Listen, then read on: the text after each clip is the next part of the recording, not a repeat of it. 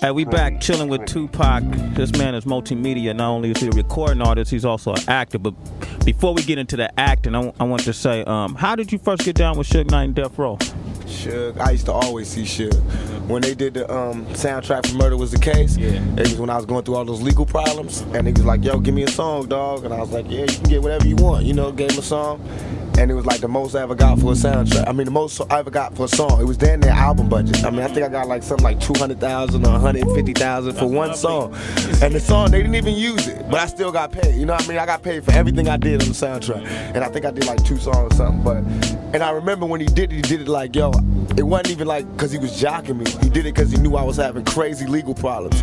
And I was a man. He had asked me to come to Death Row, and I was like, I ain't ready. And instead of like taking it personal, he just did that for me. And I appreciated that. So when I'm in jail and I'm sitting there, what made me do the Death Row thing, because I was really going to quit rapping. But then Puffy and Biggie and all of them came out in the vibe, and they lied, and they twisted the facts. And all I wanted to do was end everything. All I wanted to do was end everything and walk away from shit. You know what I mean? Like how Scarface and all them niggas do. I want to get out the game. I'm trying to get out the game. They want to dirty up my memory. They want to dirty up everything I worked for. So it made me come back. Instead of quitting, it made me come back more relentless to destroy my what in fact is my comrades. To destroy what used to be my homeboys, what I worked for, my closest clique. You know what I mean? I worked hard all my life as far as this music business to make it East Coast, West Coast love and make everybody feel comfortable. And I dreamed of the days when I can go to New York and be comfortable and they can come out here and be comfortable. So it's not like when people say, why are you doing it East Coast? It's not like it's not silly at all. But you can't disrespect the love. You can't disrespect the peace treaty. That's just like when the Indians made deals with the white dudes and they would just come and rape their women and shoot them up and then leave. No, the Indians ain't gonna love white people no more. They gonna wanna kick up some dust until we think about it and renegotiate the terms of the treaty. And that's what I'm talking about. That's where y'all at right now. We gotta have this beef and this war and these words and this dialogue until we can renegotiate the terms of the treaty. I love the East Coast. I'm from the East Coast. But they have to understand that you can't just be saying shit about us and think that we're not gonna take it personal. You can't just be calling us fakers and pretenders and non-creative motherfuckers and we can't freestyle and this and that and this and think we just gonna be like, oh, well, that's cool, we love them because they started it. Hell nah, we gonna take it personal, just like a kid would when his bigger brother who ain't doing shit is all of a sudden, you know, that's just like the little brother making hella cash and the bigger brother's like, you owe it all to me. That's wrong, you know what I mean? Don't be mad because the little nigga's coming up, you know what I mean? Now, do you think the East Coast, West Coast rivalry is like both coasts?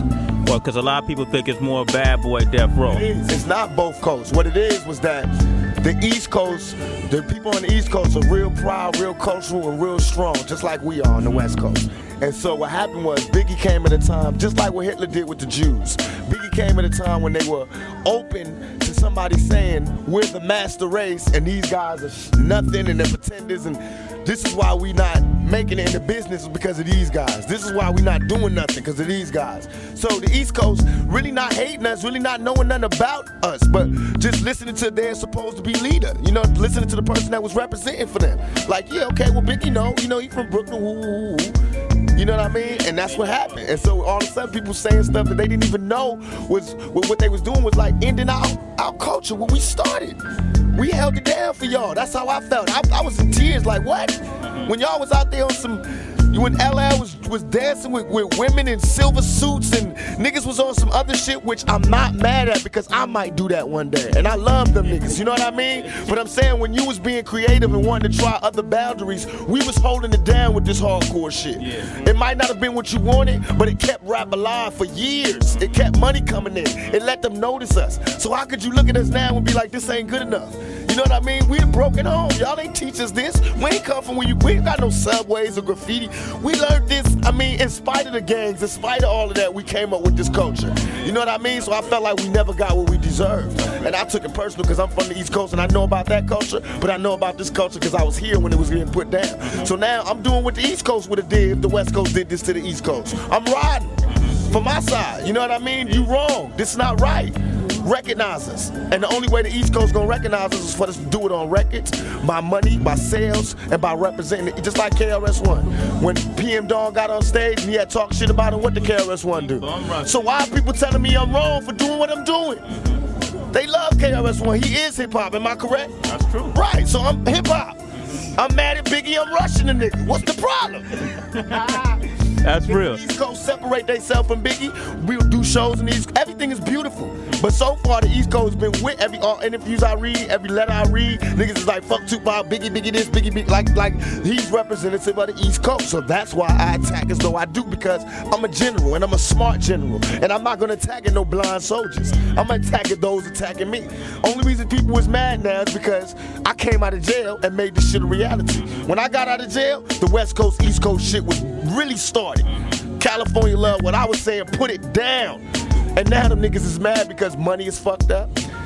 Attitudes have changed. It's not as safe as it used to be. Niggas gotta think about their business steps, and that's what I wanted to happen. Now let's go to the table. Let's talk. Let's make peace. Let's work it out. Let's get a community the money. So you